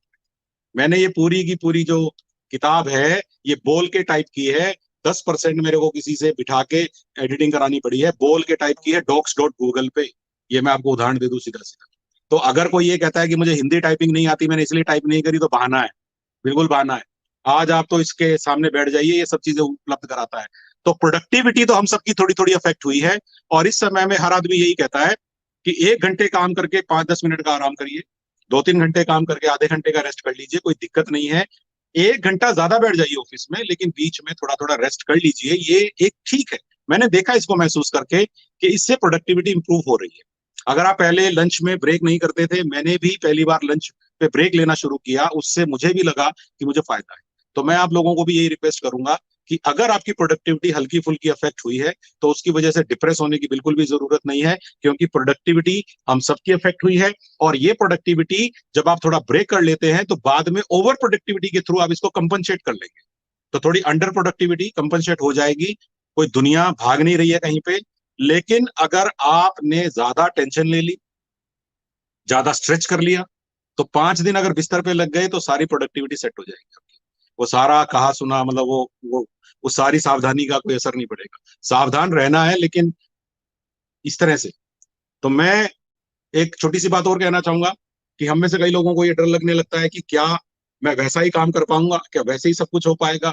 तो बहुत सारी कहानियां, बहुत सारे किस्से मैंने इसमें दिए हैं कि यस, आपकी दुनिया आपको वापस मिल जाएगी, कोई भी चक्कर नहीं है। इंसान की वैल्यू कभी कम नहीं होती, इंसान वैसा ही रहता है। एक छोटा सा उदाहरण मैंने इसमें और दिया है, वो कहानी काफी फेमस है कि एक स्पीकर स्टेज पे भाषण दे रहा था, उसके सामने किसी कॉलेज के स्टूडेंट और फैकल्टी बैठी हुई थी, और उस स्पीकर ने अपनी जेब से एक 2000 का कड़क नोट निकाला और लोगों को कहा कि ये 2000 का नोट कोई लेना चाहता है क्या। सबने हाथ खड़ा कर दिया कि हाँ ले लेंगे, 2000 का कड़क नोट लेने में क्या दिक्कत है। अब उसने कहा अच्छा, उसने उस नोट की ऐसे फोल्ड करके एक ऐसे बीड़ी सिगरेट सी बन जाती है गोल गोल, ऐसे बना के कहा अब ले लोगे। सबने कहा क्यों नहीं ले लेंगे, इसमें क्या है, तो दे दो। फिर उसने उस नोट को अपने हाथ में लेके बुरी तरह से मरोड़ दिया, ऐसे तोड़ मरोड़ कर दिया, ऐसे वो हो गया। तो आप देखिए कि जब वो ऐसे हो गया, उस नोट को उसने बुरी तरह से तोड़ मरोड़ दिया, और फिर कहा कि अब कोई लेना चाहता है क्या। सबने कहा अभी भी कोई दिक्कत नहीं है, दो आप तो। अब लास्ट में उसने नोट को जमीन पे फेंक के जूतों से पीटना शुरू कर दिया, नोट की इंसल्ट कर दी, बेइज्जती कर दी। फिर कहा कि अब कोई इस नोट को लेना चाहता है। सबने कहा दे दो यार, अगर देना है तो 5 बार पूछ चुके हो, हमने तो 5 बार हाँ की है। मैं क्या कहना चाह रहा हूँ, मैं ये कहना चाह रहा हूँ कि 2000 रुपए का नोट जब कड़क होता है, जब आप उसको मोड़ देते हैं तोड़ देते हैं, हाँ लिखिए तो मत, कम से कम मैं लिखने का तो नहीं कहूंगा, लेकिन आप उस नोट को कैसे भी करके जेब में पटक लीजिए, उससे 2000 रुपए का ही सामान आता है, 1999 का नहीं आएगा। तो आप लोगों को भी मैं यही कहना चाहता हूँ कि आप भी 2000 रुपए के कड़क नोट हैं। वैसे तो आपकी वैल्यू करोड़ों में है, लेकिन उदाहरण के लिए कह रहा हूँ। और अगर आप एक अपने आप को ऐसा नोट मानते हैं तो करेंसी की वैल्यू कम थोड़ी होगी। तो करेंसी नोट है, तो आप जब वापस अपने क्लास में लेक्चर देने जाएंगे, या आप स्टूडेंट के तौर पे वापस लेक्चर अटेंड करने आएंगे, या आप एग्जाम देने जाएंगे, एग्जाम लेना चाहेंगे, पेपर सेट करने जाएंगे, हमारी हर चीज वापस आ जाती है। कुर्सी में बहुत दम होता है, जो भी हमारी कुर्सी हो, चाहे वो एक बनिए की दुकान में हो, चाहे वो एक अधिकारी की ऑफिस में हो, चाहे वो एक चांसलर साहब की उनकी यूनिवर्सिटी में हो, हर कुर्सी में ये दम होता है कि ये हमें बाउंस बैक करा देती है अपने उद्देश्यों के प्रति। ये मैंने आप मुझसे बेहतर आप भी जानते होंगे। तो इसीलिए हमारी productivity, it will come back, need not worry. हम बिल्कुल अपने मनोबल को गिरने नहीं दें, मैं ये कहना चाह रहा था। और एक बाउंस बैक पे जब तक मैं अपनी बात पूरी नहीं करूंगा, मेरा आज का ये पूरा नहीं होगा। मैं बाउंस बैक के ऊपर एक बहुत जबरदस्त मैंने इसमें लिखा है, मेरे उस का नाम है, उस कहानी का नाम जो है वो आपको मैं बताऊं, उस कहानी का नाम है रॉक बॉटम स्थिति से केवल एक ही रास्ता होता है शीर्ष की ओर। रॉक बॉटम, रॉक बॉटम का मतलब है कि जब व्यक्ति ये महसूस करता है कि मेरी लाइफ में अब सबसे बुरा हो चुका है मेरे साथ, मैं बिल्कुल तली में लग गया हूं, पाताल लोक में आ गया हूं, अब खोने के लिए कुछ नहीं बचा मेरे पास। चलिए मैं तो ये मान लेता हूं कि आप दुनिया के सबसे सबसे ज्यादा दुर्भाग्यशाली आदमी थे, और आप तो बिल्कुल डिप्रेस हो चुके हैं, अब आपके पास तो कुछ नहीं बचा है, आप बिल्कुल बर्बाद हो गए, आप तो प्रोफेशनली, पर्सनली, हर तरह से, फैमिली। तो मैं तब भी आपको एक बात कहता हूं, मुस्कुराइए। अब आप कहेंगे कि साहब पूरी तरह बर्बाद होने में मुस्कुराना कैसा है, तो मैं ये कहूंगा कि मुस्कुराना ऐसे है कि जब आदमी के पास खोने के लिए कुछ नहीं होता है तो उसके पास केवल पाने को होता है। यानी कि अगर मैं तली में लग जाऊंगा, अब तली में तो और कोई जगह बची नहीं, अब तो मैं जो जिंदगी में जो भी करूंगा, अब मैं ऊपर ही जा सकता हूं, यानी कि मेरे पास अब केवल पाने को ही है। तो डीप फ्रॉक की स्टोरी मैंने इसमें बताई है, जो कि बड़ी पॉपुलर स्टोरी है, 4 लाइन की स्टोरी डीप फ्रॉक की, और इतनी पॉपुलर क्योंकि मैसेज है जिंदगी का कि मेंढकों का एक दल फ्रॉग का एक जो ग्रुप था वो जंगल में से जा रहा था और 2 मेंढक एक गड्ढे में गिर गए। वो 2 मेंढक जब गड्ढे में गिरे बेचारे, उन्होंने देखा कि गड्ढा तो बहुत गहरा है, हम बाहर नहीं आ पाएंगे। और आप देखिए कि उन्होंने बहुत कोशिश की लेकिन वो नहीं आ पा रहे थे, लहूलुहान हो गए, कूदते कूदते कभी पत्थरों से टकरा रहे हैं, कभी नीचे गिर रहे हैं। तो बाकी के मेंढक जो गड्ढे के कोने पे खड़े थे, मुहाने पे खड़े थे जो मेंढक, उन्होंने अपने दोस्तों को कहा, अरे भाइयों रहने दो, तड़फ तड़फ के मरने से अच्छा है यही ऐसे मर जाओ, कुछ नहीं होने वाला, ये गड्ढा ज्यादा गहरा है, नहीं निकल पाओ। लेकिन एक मेंढक तो मानने को तैयार नहीं था, वो तो कूदता ही रहा, कूदता ही रहा, कूदता ही रहा। और एक समय में ऐसा हुआ कि कूद के बाहर आ गया।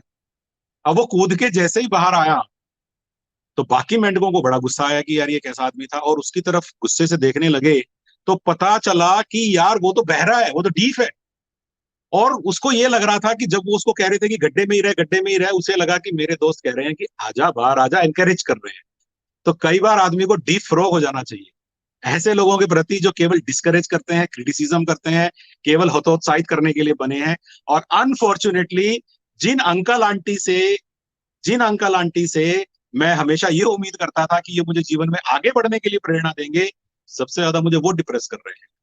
जिस गुरुजी से, जिस मेंटर से, जिस मार्गदर्शक पे मैं गाइड पे विश्वास करके जिंदगी में चला, वो मुझे हमेशा यही कह रहे हैं कि कुछ नहीं बचा, कुछ नहीं होने वाला, कुछ नहीं हो सकता। अरे कमाल है यार, तुम्हारी ड्यूटी एनकरेज करने की थी यार, तुम डिस्करेज करे जा रहे हो। तो मैंने एक चैप्टर इस पे भी लिखा है, डिस्करेजमेंट पे। चैप्टर नंबर है इसका नंबर 3, चैप्टर नंबर 3 ही है। और मैंने इसमें महाभारत की स्टोरी ली है, महाभारत की स्टोरी ली महाभारत की स्टोरी ली है। महाभारत की स्टोरी में आप देखेंगे कि मैंने ये लिया है कि महाभारत में कर्ण जो था, उसका जो सारथी था वो राजा शल्य थे। और राजा शल्य को कृष्ण भगवान ने तैयार कर लिया था इस बात के लिए कि आप युद्ध तो चाहे दुर्योधन की तरफ से लड़ लो, लेकिन आप जब कर्ण के सारथी बनोगे तो कर्ण को हमेशा डिस्करेज करते रहना। बोले ठीक है, इतना तो मैं कर लूंगा। और जब भी कर्ण युद्ध में जाता था, राजा शल्य उसको जलीकटी सुना के उसको डिप्रेस करते रहते थे, और डिप्रेस करते रहते थे। उधर कृष्ण अर्जुन जी को जब रथ पे लेके जाते थे कृष्णा जी, तो वो उनको एनकरेज करते रहते थे। और आप देख लीजिए, कर्ण बाद में अपनी गलती से मर गए और अर्जुन ने युद्ध को जीता। तो कहने का मतलब क्या है, एनकरेजमेंट और डिस्करेजमेंट में बड़ा फर्क होता है। आपको लगता नहीं है, लेकिन आपके शब्द आदमी को बिखेर भी सकते हैं और उसको निखार भी सकते हैं। ये आपके ऊपर है कि आप बिखेरते हैं कि निखारते हैं, आपके अंदर कौन सा टैलेंट ज्यादा है। अनफॉर्चुनेटली हम खुद डिप्रेस हैं तो औरों को भी डिप्रेस कर देते हैं। हमें कोई कह रहा है, एक बड़ा फेमस एग्जांपल है ना, कि कोई ग्लास है, एक ग्लास है पानी का, आधा भरा है कि आधा खाली है। ये तो आप बचपन में ही सुन लेते हो तीसरी चौथी क्लास में, कि जो पेसिमिस्टिक आदमी होता है वो कहता है आधा गिलास खाली है, जो ऑप्टिमिस्टिक आदमी होता है, सकारात्मक आदमी होता है, वो कहता है आधा गिलास भरा हुआ है। और जो मेरे जैसा आदमी होता है वो कहता है कि पानी है, पियो, प्यास बुझाओ। फालतू की बातों में मत पड़ो, क्योंकि इररिलेवेंट है। अगर प्यास लगी है, पानी पियो ना यार, जितना पानी उतना तो पियो। तो पानी के ऊपर भी स्टोरी है, पानी के थ्रू एक कितना बढ़िया इसमें एक स्टोरी, मैं उसका चैप्टर नंबर अभी आपको बताऊं तो काफी अच्छे तरीके से उस बात को कहा है। उस कहानी में भी रेगिस्तान में एक आदमी पानी की तलाश कर रहा होता है, और बिलीव मी इट वर्क्स, ये कहानी की थीम है, बिलीव मी इट वर्क्स। और मैं भी आप सबको कहता हूं कि बिलीव मी इट वर्क्स। हम लोग बस स्टैंड पे जाते थे, मजदूरों के बीच में जाते थे, स्टूडेंट्स के बीच में जाते थे, सारे लोग कहते रहते थे कि सर खतरा है, खतरा है। मैंने कहा यार, अगर मैं अपने घर बैठा रहूंगा तो मैं मेरे कंडक्टर ड्राइवर से काम कैसे करवाऊंगा। मेरे कंडक्टर ड्राइवर को मुझे लगातार ये फीलिंग देनी पड़ेगी, उनके अधिकारी भी उनके साथ फील्ड में हैं, मुझे उनको भी सैनिटाइजर देना है, खुद के लिए सैनिटाइजर का इंतजाम करने के साथ साथ अगर मैं मेरे लिए मास्क ले रहा हूं, उनको भी मास्क दिलवाने हैं। मुझे सैनिटाइजेशन मटेरियल मेरी सुरक्षा के लिए नहीं चाहिए, मुझे मेरे लोगों की सुरक्षा के लिए चाहिए, यात्रियों की सुरक्षा के लिए चाहिए। तो कृपया करके जीवन में सकारात्मकता को फैलाइए, ये बहुत जरूरी है।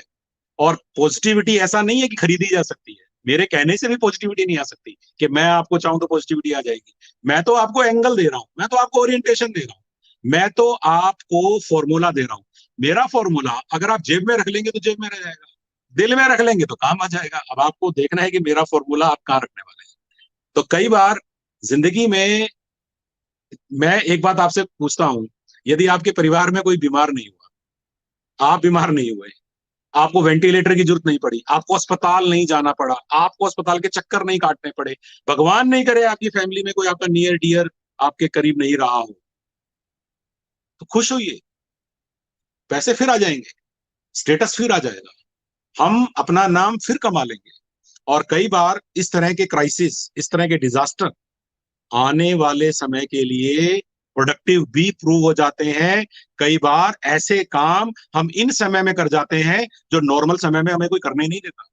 मैं रोडवेज में कई प्रकार के रिफॉर्म करना चाहता था, लेकिन वो रिफॉर्म नॉर्मल सर्कमस्टेंसेस में मैं नहीं कर सकता था, लेकिन कोरोना ने मुझे वो सारी गलियां दे दी जिसकी वजह से मैं वो सारे रिफॉर्म कर पाया। और ये रिफॉर्म मेरे को आने वाले 1 साल तक रोडवेज को चलाने में मदद करेगा। तो कई बार जो बुरा हमें बहुत बुरा दिख रहा होता है, अंत में कई बार वो इतना बुरा नहीं रहता। इस पर भी एक स्टोरी है, चैप्टर का नाम भी यही है कि शुरू में दिखने वाला बुरा अंततः इतना बुरा नहीं होता, वो पढ़िएगा। तो मैं आप लोगों को केवल एक बात कहना चाहता हूं कि ये किताब आपके घर में 70 साल के जो आपके पिताजी हैं वो भी पढ़ सकते हैं, आपका 15 साल का बेटा भी पढ़ सकता है, आपकी वाइफ भी पढ़ सकती है और आप भी पढ़ सकते हैं। फैमिली बुक है, ना ही इसमें कोई जासूसी है, ना ही इसमें कोई सेंसेशनल कहानी है। इसमें तो केवल यही बातें हैं जो मैंने आपको 1 घंटे में भी बताई हैं। इसी पॉजिटिविटी को मैं महसूस करता हूं मेरे अंदर, और इसी पॉजिटिविटी को दुनिया में बांटने की कोशिश करता हूं। तो मेरे ख्याल से जो बात मैं आप लोगों को कहना चाहता था वो यही थी। इसके अलावा तो बातें तो बहुत सारी हैं, लेकिन शायद हमारी जो 1 घंटे की मियाद है वो हो गई है। ओवर टू कोविद कुमार जी, आप कुछ और कहना चाहेंगे? Kovid, should I wind up now?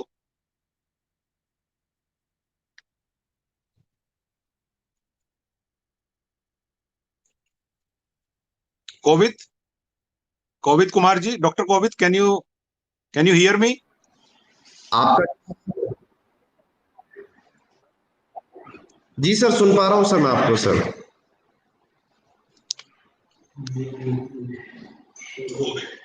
Ji sir, सुन पा रहे हैं सर। सुन नहीं पा रहा हूँ एक्चुअली, मैं आपको सुन नहीं पा रहा हूँ सर। लास्ट में एसकेडी यूनिवर्सिटी से वो अपना क्लोजिंग रिमार्क देना चाहते हैं आज के सेशन पे, तो मैं अभी उन्हीं की तरफ कैमरा ऑन कर रहा हूँ। Please listen to honourable chairperson sir.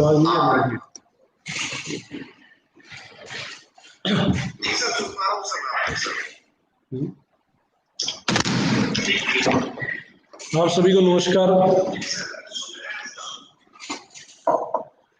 Honourable Naveen Jain साहब, अपेक्स यूनिवर्सिटी के वाइस चांसलर छंगानी साहब, गडोरिया जी, लॉर्ड्स यूनिवर्सिटी के vice chancellor sir, registrar sir, सभी फैकल्टीज और सभी स्कॉलर्स और सभी स्टूडेंट्स जो आज इस सेशन से जुड़े हुए हैं, सबसे पहले तो मैं एक बार पुनः यूनिवर्सिटीज की तरफ से और हनुमानगढ़ की तरफ से स्पेशल वेलकम करूंगा सर का, क्योंकि सर यहाँ कलेक्टर रहे हुए हैं और इनकी जो कार्यशैली है वो मैंने एज ए कलेक्टर भी बहुत नज़दीक से इनको देखा हुआ है। फिर हेल्थ में जब ये थे तब इनका काफ़ी बार हनुमानगढ़ आना हुआ, तभी काफ़ी बार चर्चा हुई, तो वहाँ भी इनकी जो वर्किंग थी वो भी देखी। और अभी थोड़े दिन पहले जब सीमा संदेश में इनका मैंने आर्टिकल पढ़ा वैक्सीन 50 के बारे में, और हमारे यहाँ गोपाल जी जहाँ वरिष्ठ पत्रकार हैं उन्होंने जब बताया इस बुक के बारे में, तब मैंने वो बुक भी मंगवाई, उसको पढ़ा और सर से निवेदन किया इस आज का जो 1 घंटे का जो सेशन है उसके बारे में। इस बुक को मैं अभी 2 या 3 दिन पहले पढ़ रहा था। ये जो बुक है, ये बुक सिर्फ एक बुक नहीं है, ये एक तरह से मैसेज है हमारी सोसाइटी को कि समाज में कैसे एक दूसरे का सहयोग करके, कैसे हम साथ चलकर दुख में जो हमें एक दूसरे का दुख कैसे बांटना है, कैसे एक दूसरे को मोटिवेट करना है, और कैसे इस दुख की घड़ी में या इस संकट में, इस कोरोना के जो महाकाल में अपने आप को, अपना अस्तित्व बचाए रखकर आगे बढ़ना है। इस बुक का चैप्टर नंबर 15 जब मैंने पढ़ा तो उसमें जो पेशेंस पे है, धैर्य पे, ये समय है धैर्य पे। आज का जो समय है ये वो नहीं है कि खरगोश और कछुआ जो है अपनी अपनी जो दौड़ करें। आज का समय ऐसा है कि कुछ समय खरगोश जो है अपनी पीठ पर कछुओं को बिठाए, और कुछ समय जो कछुआ है थोड़े समय के लिए जो है वो अपने खरगोश को बिठाए, यानी कि मिलजुल के इस समय को हमें निकालना है। तो ये जो बुक है एक तरह से सपोर्ट है हमारी सोसाइटी को, एक मोरल सपोर्ट है जिसकी बहुत ही जरूरत थी। मैं निवेदन करूंगा सभी वाइस चांसलर से, सभी जो डीन है एजुकेशन डिपार्टमेंट के, उनसे कि इस बुक को एकेडमिक काउंसिल में पास करके यदि पॉसिबल हो तो सभी स्टूडेंट्स को भी आप एक एक एडमिशन के टाइम में सभी को डिस्ट्रीब्यूट करवाएं, और अपने जो पीएचडी स्कॉलर्स हैं उनको भी भेजें, और अपनी जो लाइब्रेरी है उसमें भी रखवाएं, क्योंकि ये बुक एक बुक ही नहीं है, एक लाइफ स्किल्स के ऊपर पूरी की पूरी एक जो है वो स्टोरी है। इस बुक के अंदर सबसे अच्छी बात मुझे अच्छी लगी कि सभी चैप्टर्स के अंदर स्टोरीज है, और बहुत ही सहज भाव से और बहुत ही सुलभ तरीके से जो है इस सारी जो बातें सर कहना चाह रहे थे उनको उन्होंने समझाने की कोशिश की है। तो ये जो बुक है वो आम आदमी के लिए, छोटे बच्चे से लेकर बुजुर्ग तक के लिए, सभी के लिए जो है वो बुक जो है वो प्रासंगिक है। तो मैं एक बार स्पेशल थैंक्स करूंगा जैन साहब का, सभी वाइस चांसलर साहब का। एक छोटा सा प्रयास किया हमने भी यूनिवर्सिटी खोलकर हनुमानगढ़ जैसे छोटे से कस्बे में, सभी का सामूहिक प्रयास है, सभी का सपोर्ट है, आपका आशीर्वाद जब भी आप हनुमानगढ़ आए आपका वेलकम है सर। Thank you.